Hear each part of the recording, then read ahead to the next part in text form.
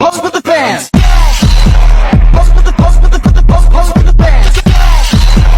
Pose with the pose with the pose pose pose with the fans.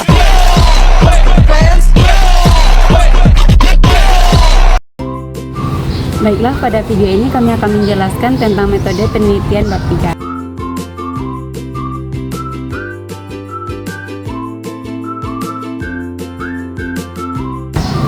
Yang pertama, instrumen penelitian atau alat pengumpulan data. Instrumen penelitian adalah alat yang digunakan untuk pengukuran dan pengumpulan data seperti angket, tes, wawancara, atau lembar observasi. Yang pertama yaitu wawancara. Wawancara adalah percakapan terarah untuk mengumpulkan data lisan, terbagi menjadi terstruktur, semi-terstruktur, dan tak terstruktur. Yang kedua, observasi, yaitu pengamatan langsung dan detail objek untuk mendapatkan informasi yang benar, yaitu dapat berupa partisipasi, sistematis, atau eksperimental. Yang ketiga yaitu dokumentasi, yaitu mengumpulkan data dari bahan tertulis seperti surat, laporan, atau arsip, tidak terbatas ruang dan waktu.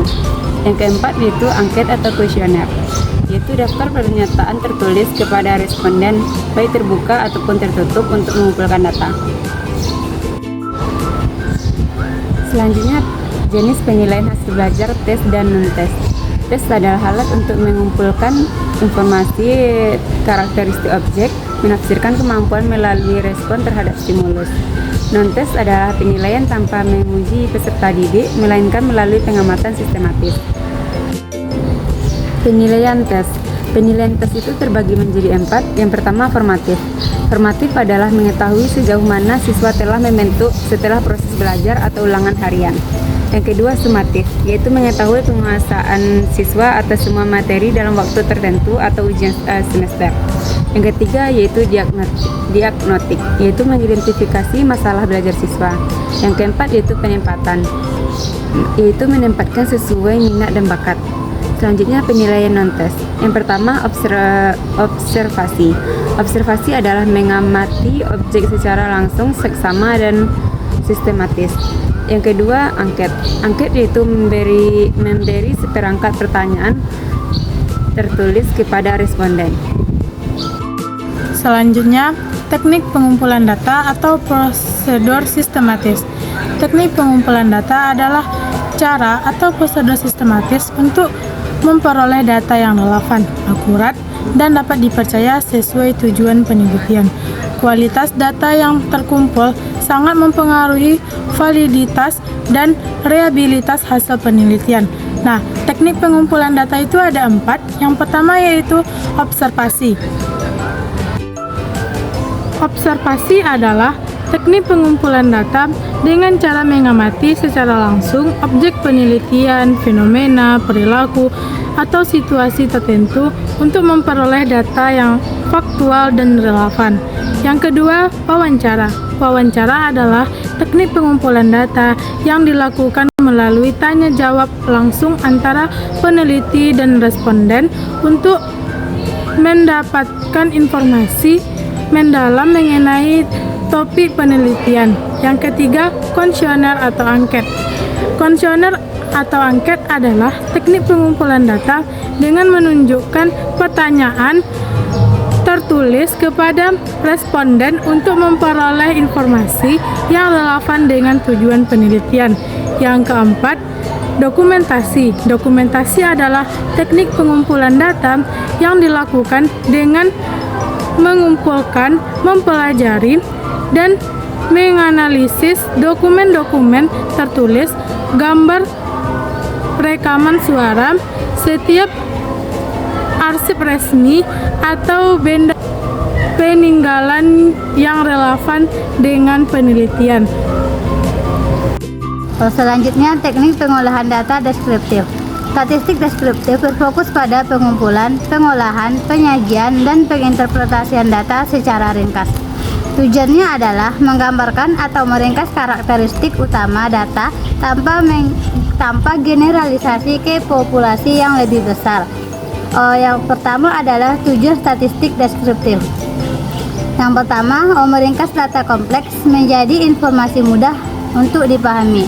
Yang kedua, menyajikan data menggunakan visualisasi seperti grafik, diagram, tabel. Yang ketiga, menginterpretasikan data untuk wawasan awal dan mengenali anomali. Yang kedua, ukuran pemusatan data terbagi menjadi 3. Yang pertama, mean adalah nilai rata-rata dari sekumpulan data. Yang kedua, median, nilai tengah dari data tersebut yang telah diurutkan. Yang ketiga, modus, nilai yang paling sering muncul dalam data tersebut. Selanjutnya adalah ukuran penyebaran data. Ini juga terbagi menjadi 3. Yang pertama adalah rentang, perbedaan antara nilai maksimum dan minimum.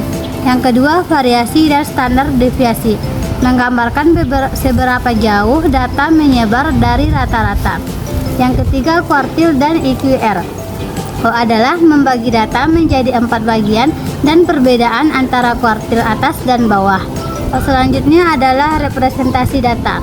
Ini terbagi menjadi 2. Yang pertama adalah tabel frekuensi, menunjukkan jumlah kemunculan setiap kategori data.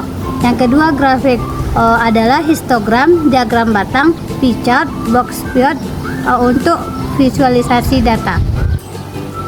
Selanjutnya yaitu teknik pengolahan data inferensial. Pengolahan data inferensial adalah teknik analisis statistik untuk menarik kesimpulan, membuat prediksi, atau menguji hipotesis berdasarkan data sampel yang hasilnya dapat digeneralisasikan ke populasi. Tujuan teknik pengolahan data inferensial yaitu menguji hipotesis, menentukan kebenaran dugaan sementara penelitian, kemudian ada menentukan hubungan atau beda, yaitu menganalisis korelasi atau perbedaan antar variabel.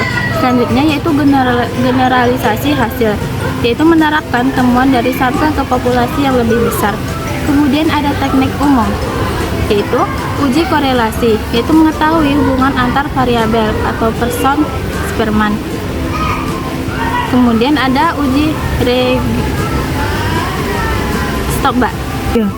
Selanjutnya yaitu uji regresi, yaitu memprediksi nilai variabel atau linear sederhana dan berganda. Kemudian uji perbedaan atau komparatif, yaitu mengetahui perbedaan antar kelompok. Kemudian ada uji non-parametrik, yaitu untuk data yang tidak memenuhi asumsi parametrik. Selanjutnya, prosedur penelitian atau langkah sistematis. Penelitian adalah kegiatan ilmiah yang sistematis. Prosedur atau langkah-langkah penelitian memastikan objektivitas dan validitas temuan. Yang pertama, identifikasi masalah, menentukan fenomena yang akan diteliti secara jelas dan spesifik. 2. Tinjauan pustaka, mengumpulkan dana, mengumpulkan dan menelaah teori serta penelitian terdahulu. 3. Perumusan hipotesis atau pertanyaan, dugaan sementara, kuantitatif dan penelitian kualitatif. Yang keempat, penentuan metode penelitian, memilih desain metode pengumpulan data, populasi dan sampel. 5. Pengumpulan data, melaksanakan prosedur pengumpulan data sesuai metode yang dipilih.